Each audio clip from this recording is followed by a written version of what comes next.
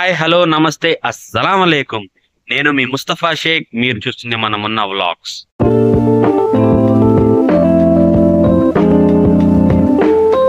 వైఎస్ఆర్ కేవలం అది ఒక పేరు మాత్రమే కాదు, తెలుగు రాష్ట్ర ప్రజలకి అదొక ఎమోషన్. సరిగ్గా ఈ రోజుకి 16 ఏళ్ల క్రితం ఆయన మన నుండి దూరం అయ్యారు. వైఎస్ఆర్ గురించి మీకు కొత్తగా నేను చెప్పాల్సిన అవసరం లేదు, కానీ నా అనుభవాలు వైఎస్ఆర్ గురించి ఈ వీడియోలో మీకు షేర్ చేస్తున్నాను. ఓటమి ఎరుగని నాయకుడు, 6 సార్లు ఎమ్మెల్యే, 4 సార్లు ఎంపీగా ఎంతో ఘనమైన ట్రాక్ రికార్డు ఉన్న వ్యక్తి. పాతాళంలో వెళ్ళిపోతున్న కాంగ్రెస్ పార్టీని 1500 కిలోమీటర్లు పాదయాత్ర చేసి ఉమ్మడి ఆంధ్రప్రదేశ్లో మళ్ళీ అధికారంలో తెచ్చిన ఘనత వైఎస్ఆర్కే దక్కుతుంది. అధికారంలోకి రాగానే ఉచిత విద్యుత్, కిలోకి రేషన్ బియ్యం, ఫీజ్ రియంబర్స్మెంట్, ఆరోగ్యశ్రీ, 108, 104, జలయజ్ఞం ఇలాంటి ఎన్నో అభివృద్ధి కార్యక్రమాలు ఆయన అంకురార్పణ చేశారు. ఇంకా ఆరోగ్యశ్రీ, పేదవాడు వైద్యం అందక చనిపోతున్న తరుణంలో స్వతహాగా ఆయన డాక్టర్ కావడంతో ఆరోగ్యశ్రీ లాంటి ఒక విప్లవాత్మకమైన పథకాన్ని తీసుకువచ్చి తెలుగు రాష్ట్రాల్లో ఇప్పటికీ అభివృద్ధి పదంలో ఆ స్కీమ్ నడుస్తుందంటే దానికి కారణం కేవలం వైఎస్ఆర్ గారు.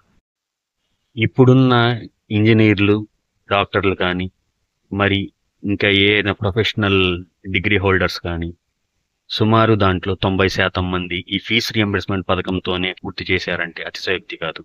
అది ఆ ఘనత మన వైఎస్ఆర్ గారికి దక్కుతుంది. పేదవాడు డిగ్రీలు కానీ ఇంజనీరింగ్ కానీ చదివే స్తోమత లేని రోజుల్లో ఫీజ్ రియంబర్స్మెంట్ లాంటి విప్లవాత్మకమైన ఒక పథకం తీసుకువచ్చి పేదవాడు విద్యకి దూరం కాకూడదు, వాళ్ళు ఉన్నత శిఖరాలకి చేరాలంటే విద్య ఒకటే మార్గం అని ఫీజ్ రియంబర్స్మెంట్ ప్రోగ్రామ్ని లాంచ్ చేయటం సక్సెస్ఫుల్గా ఇప్పటికీ తెలుగు రాష్ట్రాల్లో అది వర్క్ అవ్వడం, అది ఆయన ముందు ఆలోచనకి గర్వకారణం.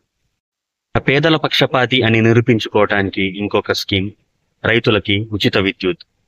వ్యవసాయాన్ని అభివృద్ధి పదంలో నడపాలంటే రైతుకి ఎటువంటి కష్టం రాకూడదని ఆలోచించి ఉచిత విద్యుత్ని ప్రవేశపెట్టాడు వైఎస్ఆర్ గారు. ముస్లిం మైనార్టీలకి విద్యా ఉద్యోగంలో 4% రిజర్వేషన్ ఇచ్చిన ఘనత కేవలం మన వైఎస్ఆర్ గారికే దక్కుతుంది. ఎన్నో కోర్టు కేసులు పడినా, అడ్డంకులు ఎదురొచ్చినా సక్సెస్ఫుల్గా 4% రిజర్వేషన్ అలాగే కంటిన్యూ అవ్వడం ముస్లిం మైనార్టీలకి అది ఎంతో ఉపయోగకరం. ఆంధ్రప్రదేశ్లో ఉమ్మడి తెలుగు రాష్ట్రాల్లో ఎప్పుడూ ముస్లిం మైనార్టీలు ఆయన్ని మరవలేరు.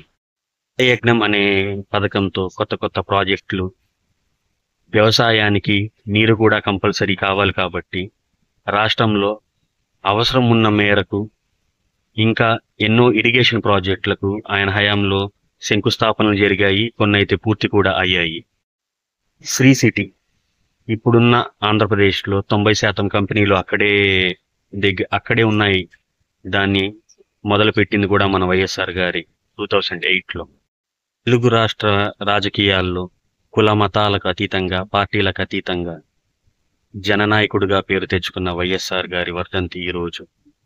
ఒక ఎన్టీఆర్, ఒక వైఎస్ఆర్, వీరెప్పుడు తెలుగు రాష్ట్ర ప్రజల గుండెల్లో చిరకాలం ఉంటారు.